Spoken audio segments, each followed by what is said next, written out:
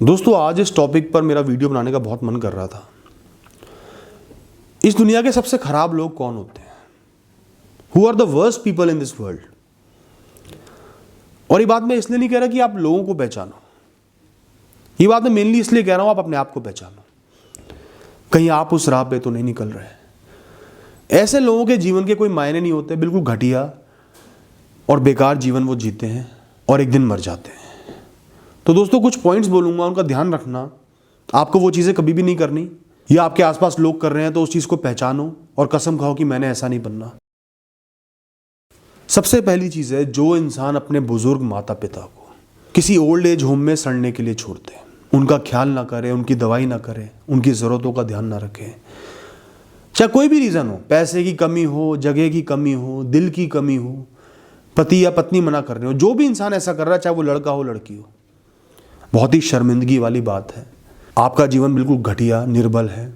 मैं मानता हूं आपके ऊपर जिम्मेदारियां हैं, बच्चों की भी, बीवी की भी, पति की भी, लेकिन उस जिम्मेदारी का क्या जिन लोगों ने आपको पैदा करके पाल पोस के बड़ा किया है। आप उनको अकेले पढ़ते हुए देख पा रहे हो, अपनी जरूरतों के लिए स्ट्रगल करते हुए बुढ़ापे में, जिन्होंने आपको इतना बड़ा जीवन दिया, पाल पोस के बड़ा किया, तो आपके अंदर शर्म नाम की तो कोई चीज नहीं है और इमोशंस भी नहीं है। आप उस थॉट को ही कैसे झेल पा रहे हो कि जिस इंसान ने मुझे पाल पोस के बड़ा किया, मेरा इतना ख्याल रखा, आज वो किसी ओल्ड एज होम में सड़ रहा है, वो कहीं जिंदा है, अकेले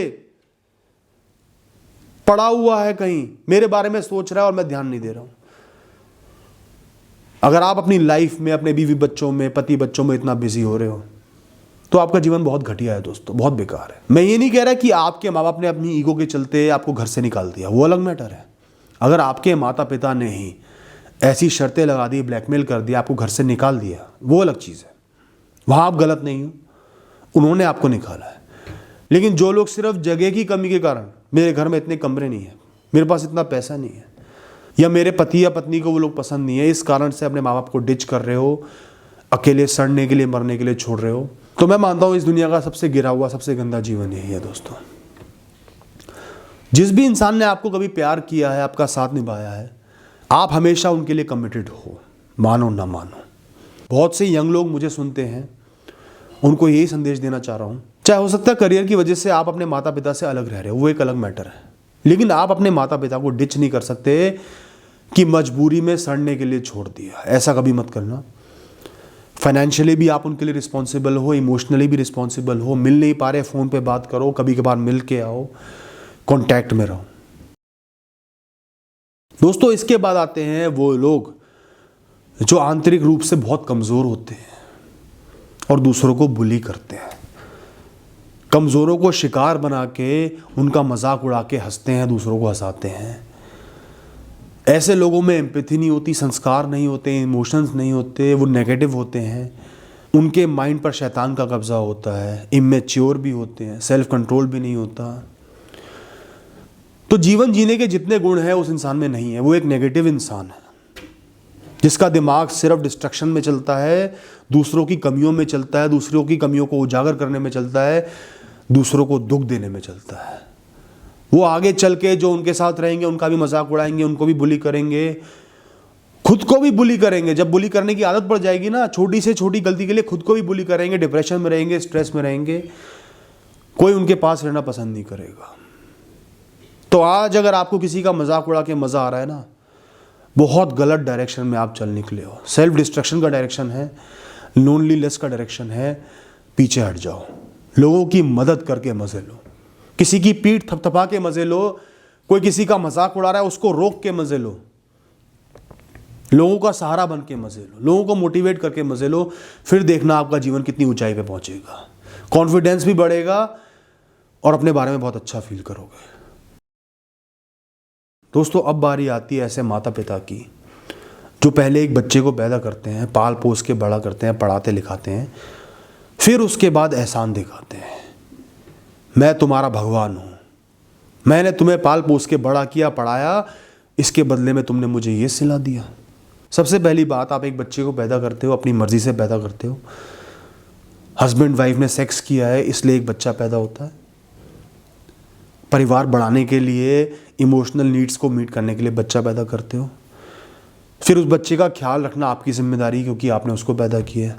पढ़ा लिखा रहे हो, अपनी खुशी से पढ़ा लिखा रहे हो, क्योंकि आप एक सभ्य समाज में रहते हो, इतने कैपेबल हो।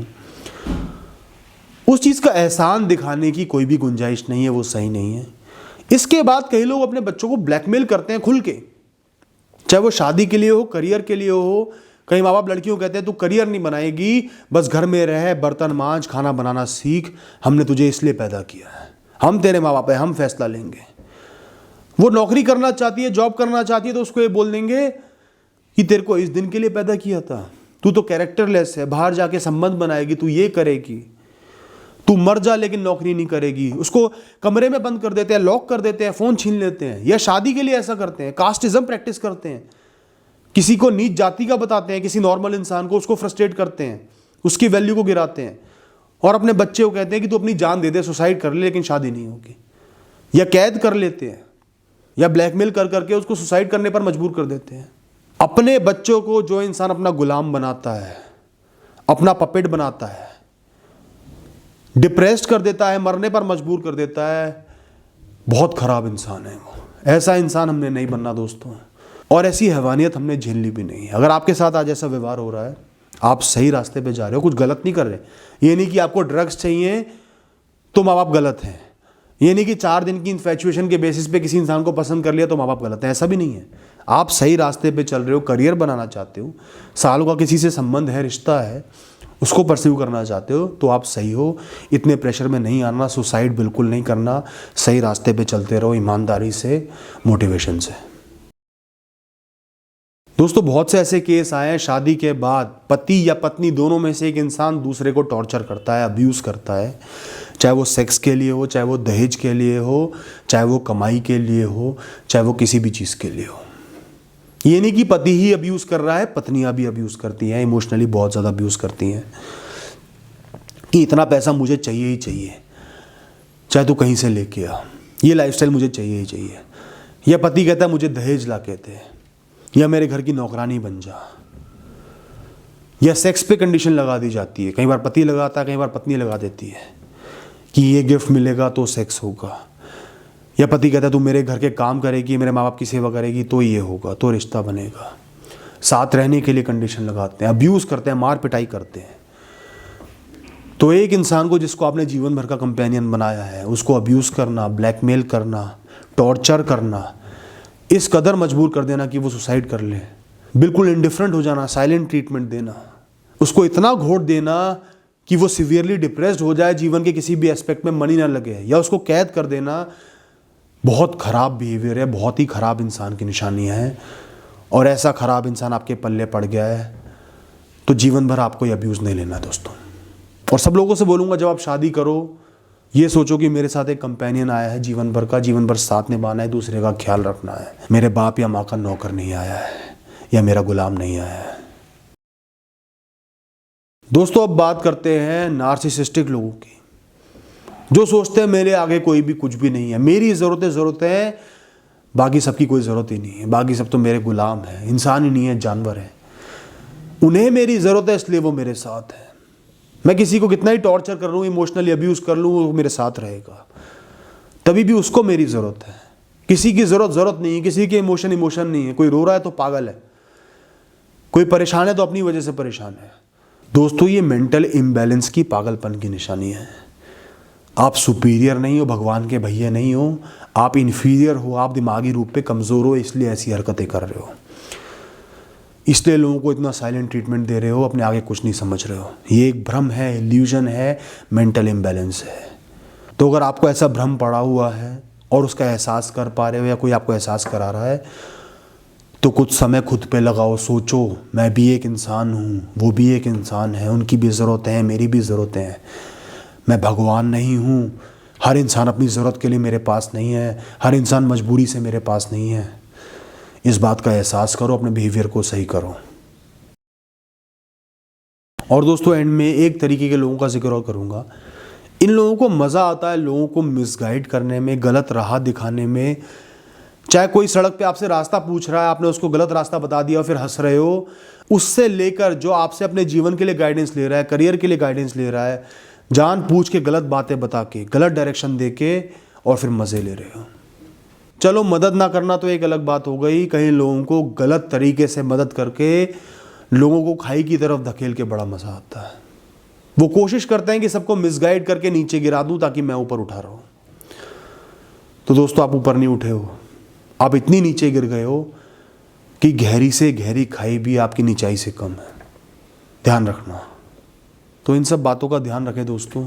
अगर आप ऐसे बन रहे हो, बनने की डायरेक्शन में चल रहे हो, वापस मुड़ जाओ। आपका जीवन बर्बाद हो जाएगा, व्यर्थ हो जाएगा, खराब हो जाएगा। आपके साथ अब्यूज़ को इंसान कर रहा है तो उस अब्यूज़ को नहीं सहना, वरना वो इंसान आपका जीवन बर्बाद कर देगा। उसके खिलाफ एक्शन लेना है, तरीके से आगे बढ़ना है। थैंक यू दोस्तों।